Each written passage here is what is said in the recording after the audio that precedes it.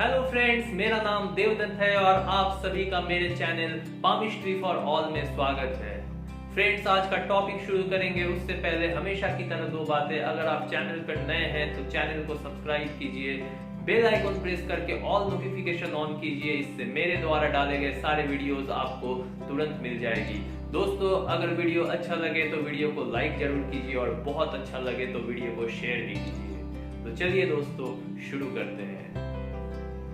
प्रेम विवाह सुन के ही बहुत सही लगता है जब किसी व्यक्ति को उसके प्रेम को उसका नाम मिल जाता है और वो है विवाह। लगता है जिंदगी में सब कुछ मिल गया, खुशी की लहर दौड़ जाती है और लगता है सफलताएं हमारे चरम सीमा पर आ गई है। तो चलिए दोस्तों, शुरू करते हैं और जानते हैं हमारी हथेली में ऐसे कौन कौन से रेखाएं होते हैं, कौन कौन से संकेत होते हैं जो ये बताते हैं कि क्या हमारे प्रेम को उसका नाम यानी विवाह प्राप्त होगा या नहीं। वो कितना सफलता के साथ मुझे प्राप्त होगा, हमें प्राप्त होगा, वो कितना सफल रहेगा या फिर उसमें कोई बाधाएं आ सकती है। चलिए दोस्तों, जानते हैं और शुरू करते हैं।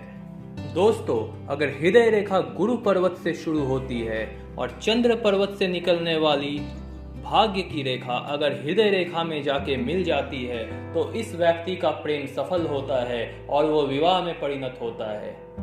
प्रेम के कारण ऐसे व्यक्ति का जीवन बहुत ही हर्षमय होता है और जीवन में वो बहुत ज्यादा सफलताएं प्राप्त करता है।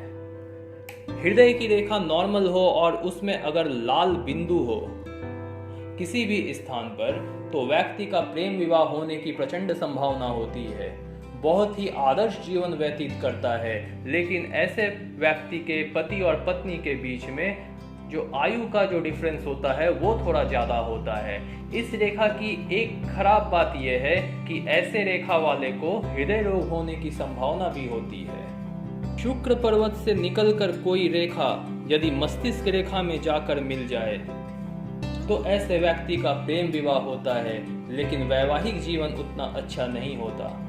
अगर यहीं से निकलने वाली कोई रेखा मस्तिष्क रेखा को काट कर थोड़ी आगे निकल जाए तब इस व्यक्ति का वैवाहिक जीवन सुखी होता है। लेकिन अगर यही रेखा मस्तिष्क रेखा को काट कर हृदय रेखा में मिल जाती है तो ऐसे लोग बहुत ज्यादा काम पिपासु होते हैं। दोस्तों, अगर मस्तिष्क रेखा में किसी स्थान पर लाल बिंदु हो तो ये तो ऐसे मस्तिष्क ज्वर या फिर मस्तिष्क आघात का संकेत होता है, लेकिन ऐसे व्यक्तियों का कभी कभी प्रेम विवाह भी होता है। अगर विवाह की रेखा इतनी लंबी हो कि ये सूर्य रेखा को काट कर आगे निकल जाए तो ऐसे व्यक्तियों का इंटरकास्ट मैरिज होता है, लेकिन ऐसे मैरिज के बाद व्यक्ति मान सम्मान और प्रतिष्ठा सब कुछ खो देता है। भाग्य रेखा यदि शुक्र पर्वत से निकलकर आरंभ होती है और आगे की ओर निकलती है तो ऐसे व्यक्ति के जीवन में अनेक प्रेम प्रसंग होते हैं और इन लोगों का अंत में प्रेम विवाह होता है। शुक्र पर्वत पर अगर वर्ग का चिन्ह हो तो उस व्यक्ति का प्रेम सफल होता है और विवाह में परिणत होता है।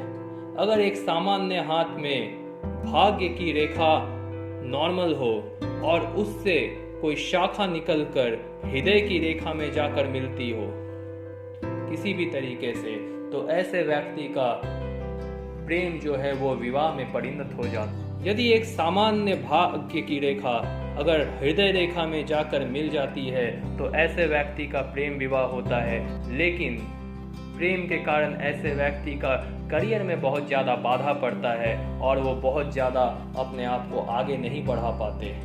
यही स्थिति तब होती है जब एक सामान्य भाग्य की रेखा मस्तिष्क रेखा में जाकर मिलती है।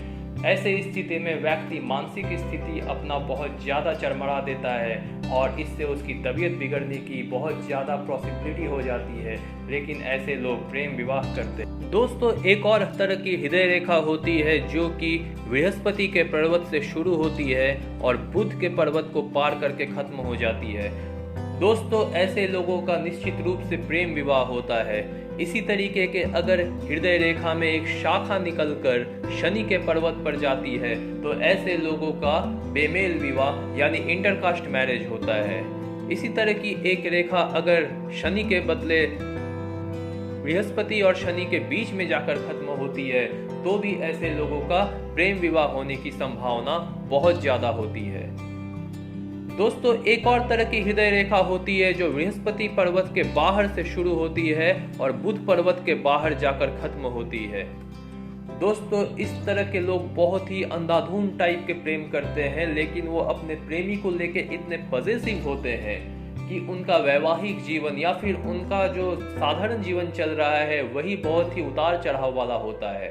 ये इतने पॉजिटिव होते हैं कि इनके प्रेमी जो है किसी दूसरे औरत के साथ या फिर अगर वो महिला है तो दूसरे पुरुष के साथ अगर किसी भी तरीके का बात भी करते हैं तो भी उन्हें बहुत ज़्यादा जलन होती है और वो उस पर शक करते रहते हैं। वे चाहते ही नहीं है कि उनके प्रेमी जो है किसी और से बात भी करे।